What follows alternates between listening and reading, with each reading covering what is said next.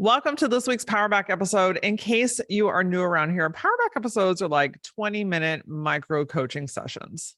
I love to choose questions, topics, comments that I see woven as a common thread throughout my community, throughout my audience, throughout my clients, and then bring that knowledge to you and give you like grounded, practical ways to actually do something with it.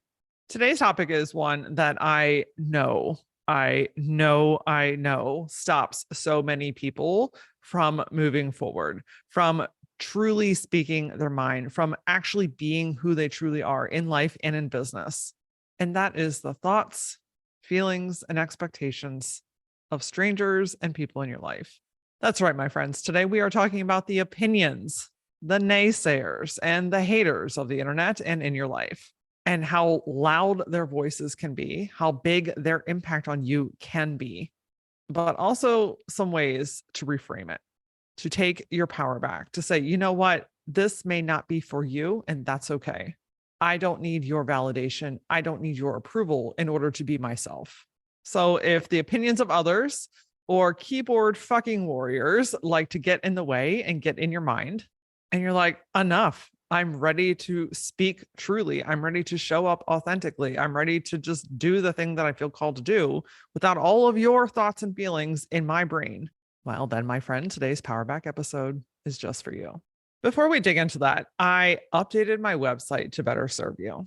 I work with the same type of person, this heart-centered powerhouse, intuitive, really like connected in, and has a big vision, has a mission, has a drive, and sometimes just needs some guidance to get there. More often than not, help with the mind and what's happening up there and the conversations that we're having with ourselves. And what I find interesting is while I work with the same person, sometimes you're in different parts of your journey. So I updated my website to better reflect that, to better serve you. So there are 3 tabs. If you go to LauraAura.com, click on Work With Me. There are 3 different milestones. First, new and aspiring entrepreneurs. You're getting things off the ground. You need some guidance and some structure. Second are growing entrepreneurs. You've been in business for a few years. You've got all the pieces, but things have gotten a little bit complicated. You need to simplify and streamline. And lastly, expanding CEOs. This is where like you are the powerhouse. You're often the one that people go to for advice and guidance, but who is that person for you? You need someone and are hungry for someone to hold that bigger space for you to expand into your next level of business.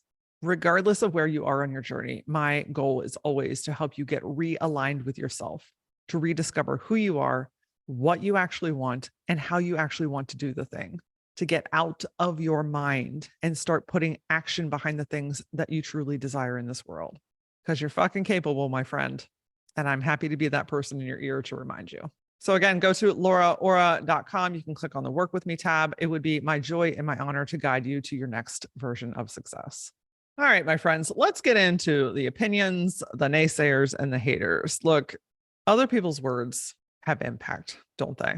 I just want to acknowledge that, right? Like the fear around what people are going to say, the concern around making people happy. These are all very real emotions. And what I'm guiding you with today is often easier said than done, but it is very, very fucking attainable. It's very much like building a muscle, because just to wake up one day and say, I don't care what people think of me. I don't care what the keyboard warriors say. I don't care what my friends or family's opinions are about me. I'm just going to do whatever I want. That's all very real and true. That can happen, but it's not going to happen overnight. And if you are a heart-centered human, there's always going to be an aspect of you that does care, that does want to make people happy, that does want to please and to serve and to be a great human for others.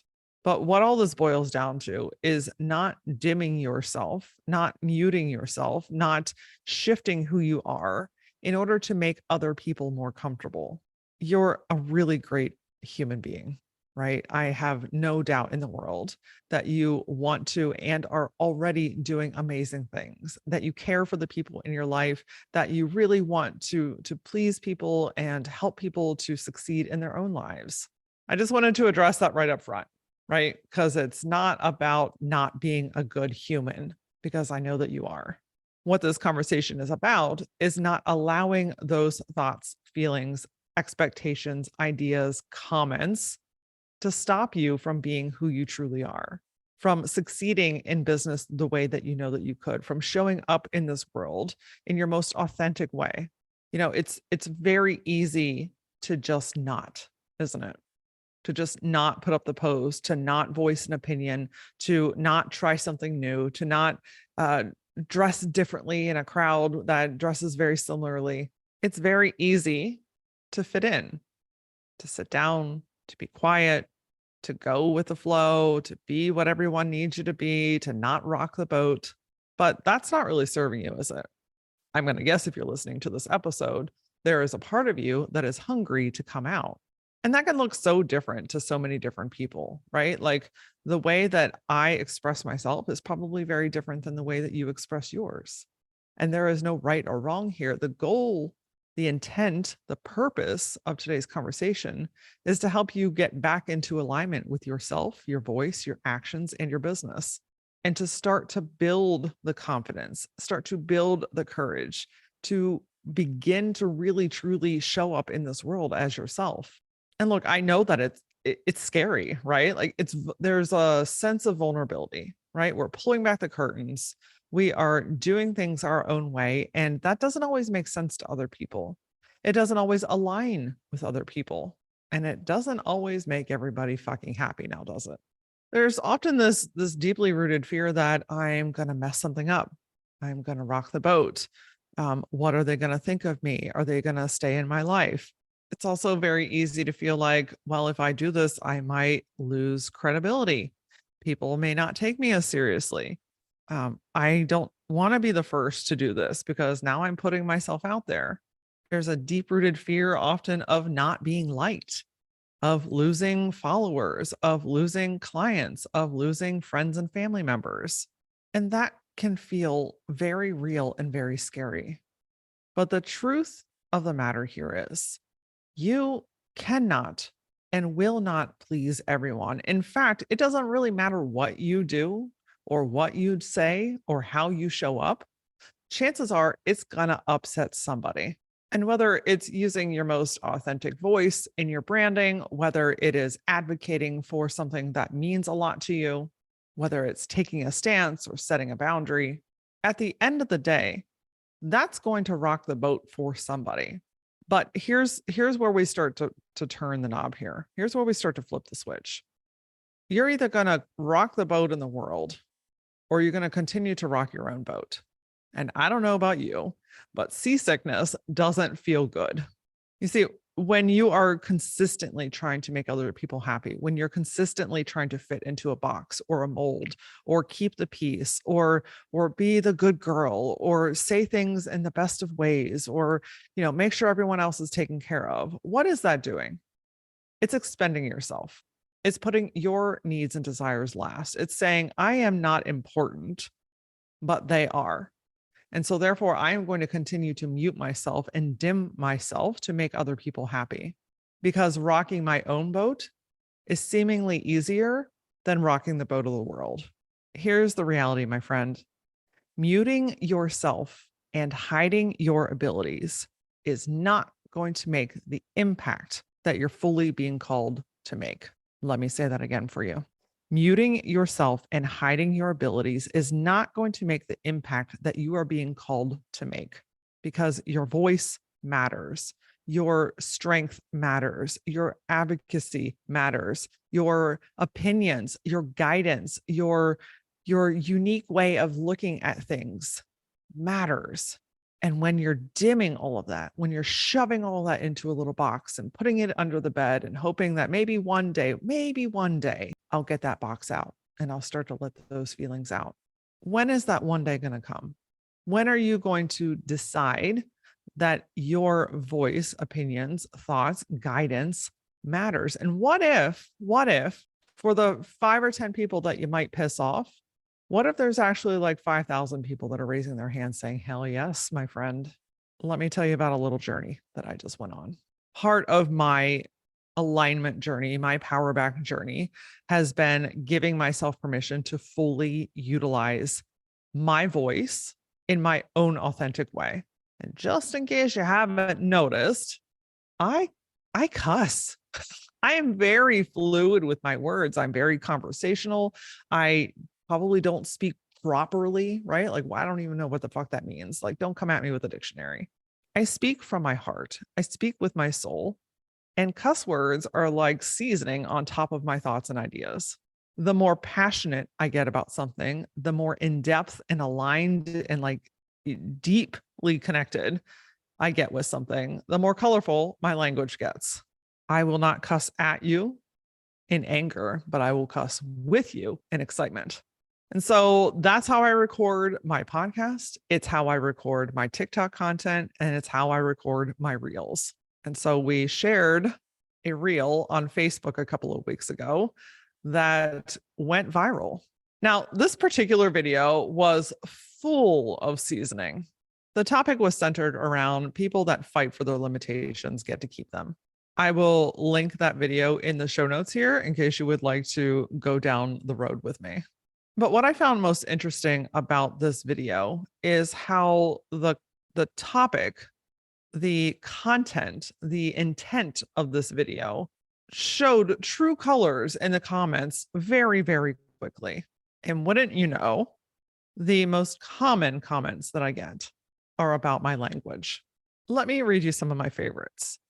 Why do you need to use such language? It distracted me from finding you credible. Such vulgar language from a professional business. It takes guts to be so unprofessional and believe that this is where business ethics are heading. I might listen to you if you chose better language. One of my personal favorites here. Your filthy language is disgusting. You are the rat, not the hamster. And I got a brand new fresh one the other day that says, how about you limit that filthy language? Now, this is a really prime example of why people don't put themselves out there. Because what I call keyboard warriors, which are nothing more than people that sit in their house or in their car with strong ass opinions that hide behind a screen and are willing to say whatever they want because it's how they're feeling in the moment. But it's these types of comments online. It's these types of opinions. And man, doesn't it sting even harder when it is somebody that you know, love, and trust.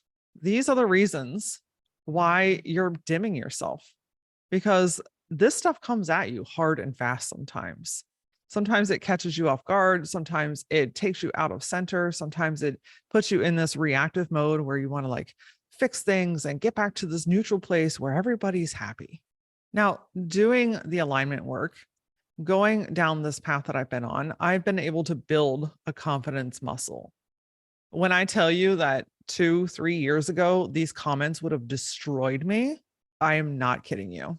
I would have felt like I did something wrong, that I was bad, that I completely fucked things up, that people were not going to listen or respect me, that I screwed up my life and my business. Oh, yeah. Oh, sound familiar? But what is the reality here? Do those people's opinions truly matter just because they had a swift moment where they felt like they could dump their projection onto me? Does their belief that colorful language is stupid or shitty or unprofessional need to impact me? That's what it boils down to, is really truly understanding and knowing your aligned self, what feels right to you. When I try to censor my language, I censor my drop-ins, I censor my intuition, and I like freaking cock block all of the ideas and the juiciness that wants to come out of me to make a bigger impact with you. Now, here's the shining turning point of this situation. My family and I got a kick out of this. Like every day we had this, during dinner, it's like, oh, what did the Facebook warrior say today? And because my greatest way of processing these types of things is to be an optimistic asshole by screenshotting your bullshit comments and turning it into a learning lesson for others. So I screenshotted these comments and I posted on Facebook and Instagram using this exact scenario as a lesson. And on the last screen of the carousel of these magically incredible comments, I also screenshotted my insights from Facebook for the last 30 days. The comments in this section is proof why being yourself fucking matters. Because these comments were, Your language is exactly what drew me in. I've been looking for this type of guidance and support in business. Thank you for keeping it real. Thank you for saying this. I also run a business in a professional space and I struggle with finding my own voice. Thank you for inspiring me. I followed you because of this video and I love your real talk. Keep going.